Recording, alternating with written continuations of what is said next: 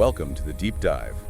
Today we are opening a set of sources that describes, well, not just an intense market cycle, but something far more deliberate. It's a precise 90-year historical reversal, a massive geopolitical and economic echo. And it sounds less like an accident and, far more like meticulously planned generational payback. We're diving deep into what the sources are calling the Silver War. And our mission today is really to act as your guides through this because the story is just chillingly symmetrical. It is. We need to understand how a simple commodity metal, silver, became an economic weapon, first used by the West to cripple the East. And now it seems employed with extraordinary patience and strategic precision right back against the West. The sources we've pulled together, they paint a picture of undeniable, almost poetic historical justice. The core thesis here, and this is really the hook, is that history isn't just rhyming. It is, quite literally, playing out in reverse. Okay, so let's set the scene. Back in June of 1934, the United States government passed a piece of legislation that effectively engineered the economic collapse of China. The world's most populous nation at the time. It was a successful, calculated act of financial warfare. A brutal display of American financial dominance, for sure. Now, fast forward 90 years, almost precisely to the date of 2026. And the script has flipped completely. The economic vacuum is now, positioned squarely in Beijing. And the U.S. is the victim of the exact same strategy. Yeah. The United States is suffering the consequences of a coordinated, sustained drain of a strategic asset. It's the ultimate lesson in what happens when a dominant empire forgets the financial history it wrote. Back then, the weapon was the Silver Purchase Act of 1934. This act officially sanctioned what historians now recognize as the single greatest non-war-related wealth transfer of the 20th century. It systematically sucked the financial lifeblood out of a sovereign nation, just vacuumed it up, leaving chaos behind. And today, the price of physical silver is skyrocketing. The metal has transformed. It's no longer just a monetary reserve. It's a critical industrial component. And the target of this modern squeeze is the ultimate symbol of Western power and stability. The U.S. dollar. The long game seems pretty clear. It does. Okay, let's unpack this. Because you simply cannot appreciate the depth of the current strategic trap without understanding the original crime scene. The political machinations behind it, right? Let's start with Section 1. The original crime of 1934, setting the precedent for economic warfare. Absolutely. And you have to look at the 1934 Silver Purchase Act through two different lenses. Parallel lenses, really. Exactly. There's the official domestic story they told the American public, and then there's the brutal geopolitical reality that played out across the Pacific. So the official story, what was that? The story reported in U.S. newspapers at the time was that the act was pushed through Congress by a powerful group of senators. They called them the Silver Bloc. Right. These are politicians from states like Nevada and Utah. The few remaining U.S. silver mining states. And they argued very forcefully that they needed federal help to lift silver prices to save U.S. miners who were just struggling horribly during the Great Depression. So the stated purpose was all about domestic rescue and stability. That's the narrative. The act mandated that the U.S. Treasury buy up huge amounts of silver until the market price hit $1.29 an ounce. A huge number at the time. A staggering number. Or they would buy until the Treasury's physical silver reserves reached 1/3 of the value of its gold reserves.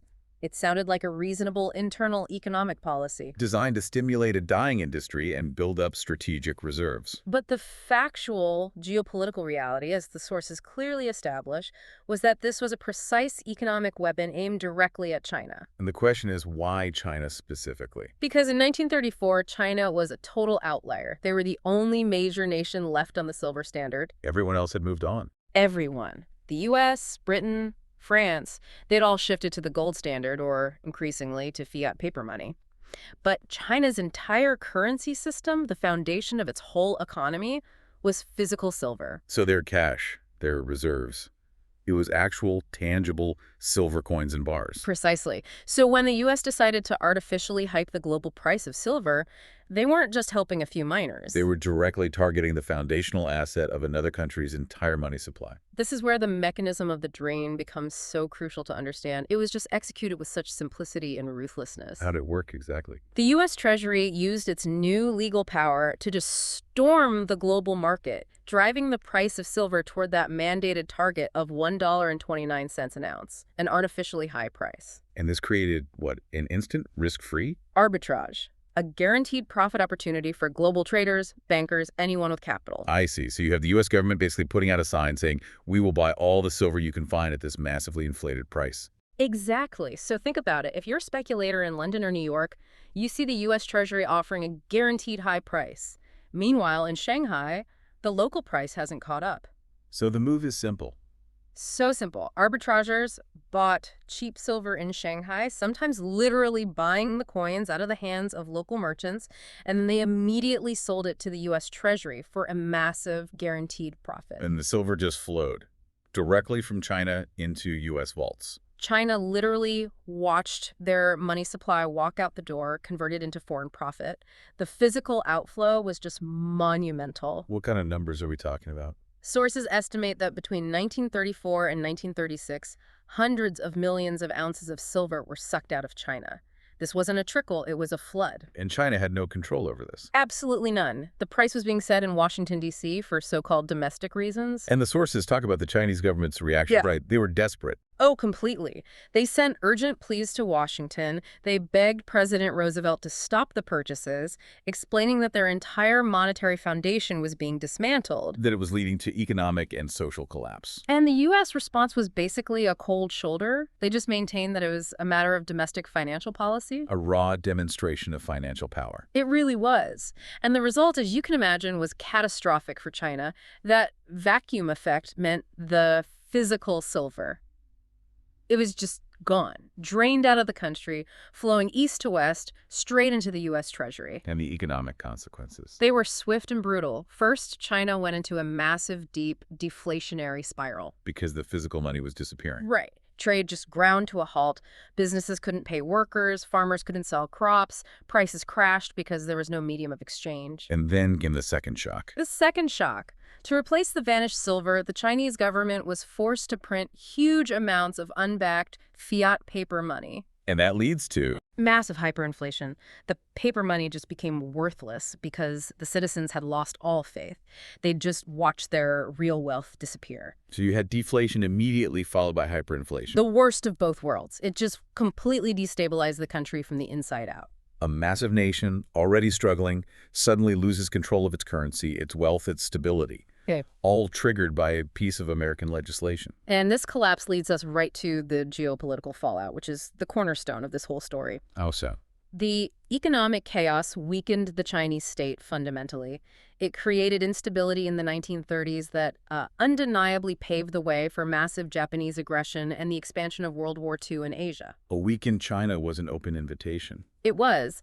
But if you ask why this history is so relevant today, the core insight for China, the generational lesson they learned, is crucial. And that lesson was Simple, but profound. Paper money, backed by nothing tangible, is a fundamental vulnerability. if your currency relies on debt and faith, you are always subject to the whims and strategic moves of foreign powers. Especially the one controlling the world's reserve currency. Physical reserves, gold, silver, that became synonymous with national sovereignty and control in their collective memory. They internalized the trauma of the 1934 drain. They've remembered this lesson. They've carried it for 3 full generations. And now they are applying the reversal of that strategy with just extraordinary patience. The sources are clear. This isn't an accident. It's a long-term strategic plan based directly on that trauma from nearly a century ago. The history they vowed never to repeat, only now they're the ones writing the next chapter. Which takes us directly into Section 2, the 2026 reversal. Payback time. And the flow has flipped completely. The symmetry is, as you said, eerie. The flow reversal is the most telling signal. In 1934, silver flowed east to west from China to the USA. Today, it flows violently west to east.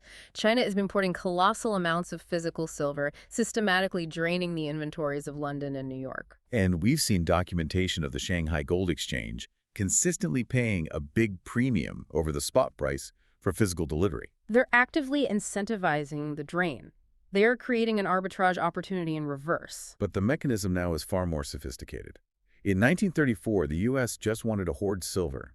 China today is executing a devastating two-pronged attack using what the sources call the industrial trap. This is why this revenge is so much more potent. It's the evolution of the weapon. Right. In 1934, silver was mostly a monetary metal. If China lost it, their currency suffered. But the rest of the world's industry wasn't really affected. Today, that calculus has fundamentally changed. The sources repeatedly emphasize a staggering figure. 70% of all silver consumed annually is industrial. 70%. That shifts it from just a commodity to a strategic necessity. Let's break down where that metal is going. It is essential for, well, for everything in the 21st century. The single largest consumer is the solar photovoltaics industry. Solar panel. Every modern solar panel uses a small but critical amount of silver paste. As the world pushes for net zero, this consumption is just accelerating. Solar demand for silver has nearly doubled in the last 5 years alone. And it's not just solar, right? It's mobility, connectivity. Exactly. Electric vehicles use a lot more silver than gas cars because of all the electronics. 5G towers, military sensors, all digital chips. The chips needed for the AI boom. They all rely on silver. So the West, particularly the US and Europe, needs this silver to build the green future and the digital transition. So by cornering the physical market, China is executing a checkmate on two fronts. Front one, attacking the dollar's monetary integrity. By hoarding hard assets like gold and silver, they undermine faith in the paper US dollar. You're showing that tangible reserves are the true measure of wealth. And front two, the more crippling move, choking the West's industrial capacity. Because if the price of silver goes vertical, the cost of manufacturing solar panels and EVs becomes prohibitively expensive for Western companies. And here's the trap. China already dominates the supply chain for solar manufacturing. So by controlling the essential raw input, the silver, they retain a massive cost advantage and can dictate the pace of the entire global energy transition. They control the cost of the West's future. It's the perfect generational reversal. Let's just state it one more time. In 1934, the U.S. bankrupted China by making their money too expensive. And in 2026, China is bankrupting the U.S. by making its future, its industrial components, too expensive. It is a stunning inversion of economic power. Built on decades of strategic patience, they've weaponized the very commodities the West needs to survive in the 21st century. This brings us naturally to Section 3, the inelastic trap. If demand is skyrocketing, why can't we just dig more? This is where the sources expose a fundamental geological and market failure. This is maybe the most critical part to understand because it explains why this deficit won't just solve itself. It's the inelastic supply trap. Okay, so classic economics says if the price of something goes up, miners invest more and they produce more. Supply meets demand, price moderates. Why is that broken for silver? Because the vast majority of it, that same 70% figure, is not mined directly. Silver is overwhelmingly a byproduct of mining other base metals. Like copper, lead, or zinc. Exactly. So the decision to spend billions on a new mine is driven by the price of copper or zinc, not silver. Silver is just the bonus, the cherry on top. So if the price of silver doubles, but nobody needs more zinc, miners can't justify opening a new zinc mine just for the silver. Precisely. And a new mine isn't something you start next week. Right, the timeline is huge. That's the key to inelasticity. You're talking about a 5 to 10 year timeline to get a new base metal mine up and running. Miners cannot simply turn up the dial on silver production. The supply is stuck. It's fixed by geology. So we have a fixed supply on one side, and on the other side, demand is just moving vertically. The demand is exponential. It's driven by these huge technological transitions and strategic hoarding. Solar, EVs. These are megatrends that require massive, sustained inputs of silver year after year. It's a structural collision course. Rigid supply on one side and exponential demand on the other. It's the perfect recipe for what the sources are calling a super spike. When the price of silver hit those highs in late 2025, that wasn't just speculation. That was the market finally waking up to this structural imbalance. Exactly. The market realized there is no price high enough to create meaningful new supply overnight. We are locked into a structural deficit that's only going to get worse. And that makes China's hoarding truly alarming for the West. It shifts the conversation from financial hedging to national security. Which brings us directly to the shocking facts about the U.S. position today. And this is Section 4. And the tone here has to be serious. Alarmist, even. Because the facts are, they're pretty alarming. The central tragedy of this whole story is that the U.S. forgot the history it wrote. And the price of this amnesia is our current, profound strategic vulnerability. Let's look at the strategic reserves. This is the most shocking detail. In 1934, the U.S. was the aggressor, and it had accumulated billions of ounces of silver. It was sitting on a mountain of the stuff, allowing it to control the global price. And today, the current U.S. strategic stockpile of silver is what? It's zero. Zero. Precisely zero. We had the largest strategic stockpile in the world for decades, and we sold it all off. Why? The liquidation really started in the 1970s and 80s. The belief was that silver was no longer a strategic metal and that free markets would always guarantee supply. So we took that critical resource, the bounty, from the 1934 drain, and we turned it into electronics. We turned it into iPhones, flat-screen TVs, and integrated circuits. And then most of that metal, which is incredibly hard to recycle, was just thrown into landfills. We literally threw away our strategic advantage. Yeah. A profound failure of long-term planning. It was a blind belief in market forces, while ignoring that our geopolitical rivals were actively accumulating. Now, finally, the U.S. government seems to be waking up to this vulnerability. The sources highlight that they've recently added silver to the critical minerals list. And that signals a massive strategic pivot. Silver has officially moved from being a monetary relic to a strategic weapon that the Department of Defense and Department of Energy have to care about. And why does that bureaucratic shift matter so much? Because it means the government now has legal justification to intervene to secure supply. Subsidies, export restrictions, maybe even more aggressive means. The control narrative again. The country that controls the physical silver controls the energy transition and the digital transition. It's no longer about inflation. This is officially a national security trade. And while the U.S. stockpile sits at zero, having consumed its advantage, China has been doing what? Accumulating. Patiently, steadily, with a single-minded focus on dominance. They didn't just wait for the solar boom, they engineered it. They secured mining rights across the developing world.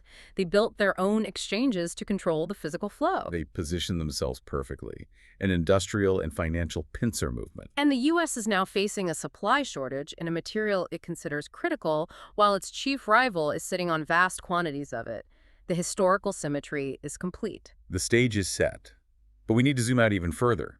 This silver war, as intense as it is one battle in a much larger war. The war of de-dollarization. That's the vital macro context. The primary goal of China and the BRICS nations is to reduce the world's reliance on the U.S. dollar. And the stats show it's working, right? The dollar's share of global reserves has dropped significantly. It's down from around 71% 2 decades ago to about 58% today. That's a huge structural decline. It shows central banks are actively seeking alternatives. And this is tied to them building a parallel financial system. A system that allows them to trade in oil, food, and metals without ever touching a U.S. dollar or using U.S.-controlled infrastructure. They're creating what you call a closed loop. What does that specifically involve? It has 3 key parts. First, building their own financial exchanges like the Shanghai Gold and Silver exchanges that price physical delivery in their own currencies. Bypassing London and New York. Second, developing their own payment rails like the CIPS system as a direct competitor to the U.S.-dominated SWIFT system. And the third part, that ties back to silver, is accumulating independent reserves of hard, tangible assets. Gold, and now strategically vital industrial metals like silver and copper. They want to anchor global trade and physical delivery, not paper contracts priced in dollars. What's the ultimate goal here? It's existential for the U.S. It's to enable the majority of global trade to happen entirely outside the dollar system. If the world no longer needs dollars to buy oil or metals, the artificial global demand for the dollar collapses. And that is the path to a potential crash of the American fiat currency. It's the full scope of the generational reversal. The 1934 Act was used to destroy the Chinese monetary system. The 2026 squeeze is designed to erode the U.S. monetary system. But this raises the biggest question in all the sources. Is this just a lucky coincidence? Or is this a highly patient, meticulously executed grand strategy? That is the essential question. The smart money viewpoint, from the investors and strategists who watch these flows, leans heavily toward grand strategy. They don't believe in coincidences of this magnitude. Not when you're talking about geopolitical moves spanning 3 generations. The actions taken are just too proactive. What's the evidence for the planned strategy theory? Look at the timeline. China systematically became the world's dominant manufacturer of solar panels. That ensured they controlled the largest source of industrial silver demand. They secured strategic mining rights across Africa and South America years ago. They accumulated vast amounts of gold for over 20 years. They basically built the trap. They didn't just stumble into an opportunity. They dictated the field of play. They built the factories that needed the silver, secured the mines that produce it, and then established the exchanges to control the flow. They engineered the perfect environment, and then they just waited. They waited for Western complacency, like the U.S. liquidating its stockpile, and for the green transition to become critical. They waited for the U.S. to walk right into the trap. So whether it's a coordinated attack or just the unavoidable force of nature they prepared for, the result for the U.S. is the same. Profound strategic vulnerability. We are paying the price for forgetting the damage we inflicted almost a century ago. Okay, that was an intensive look at this historical pivot. For the listener, the learner, let's summarize the key takeaways. Let's lay out the smart money playbook for navigating this silver war. First and foremost, respect the 90-year cycle. These long cycles are immensely powerful. We are clearly at a turning point. The smart money is positioning for a multi-year bull market in physical commodities. Second, watch the critical mineral news. Because the U.S. has now designated silver as critical, the government's next move is the biggest variable. Watch for signs of panic. Things like export bans, domestic purchase mandates, or even nationalization moves. Any government scramble for supply could cause the price to go vertical instantly. Third, own the physical. In a trade war or a currency war, paper contracts are the first casualty. ETFs, futures. They carry massive counterparty risk. If the whole goal of the squeeze is to drain physical supply, then only holding the physical asset guarantees your sovereignty. And finally, a reminder for the long-term view.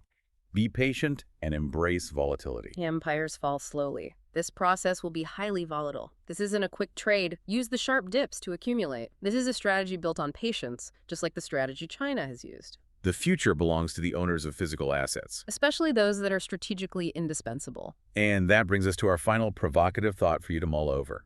It ties the historical precedent of 1934 directly to the reality of today. We've established two absolute facts. One, the U.S. government has a history of using extraordinary intervention, the 1934 Act, to manipulate the silver supply for its own strategic goals. And two, the U.S. government now officially considers silver a critical mineral, essential for national security, while its own strategic stockpile is zero. And it's facing an existential supply squeeze engineered by its chief geopolitical rival. So, given this history, and given the absolute necessity of silver for the energy and digital future, the question has to be asked. Is it possible, perhaps even likely, that the U.S. government might use its critical mineral designation to justify a move to confiscate or nationalize private silver reserves and mines again to secure the metal it needs to survive? If they did it in 1934 to consolidate wealth, what might they do in 2026 to secure national survival? It's a terrifying question rooted in the history we've just uncovered. Food for thought as the great flow reverses. We hope this deep dive helps you navigate this turning point. Thanks for joining us. Until next time.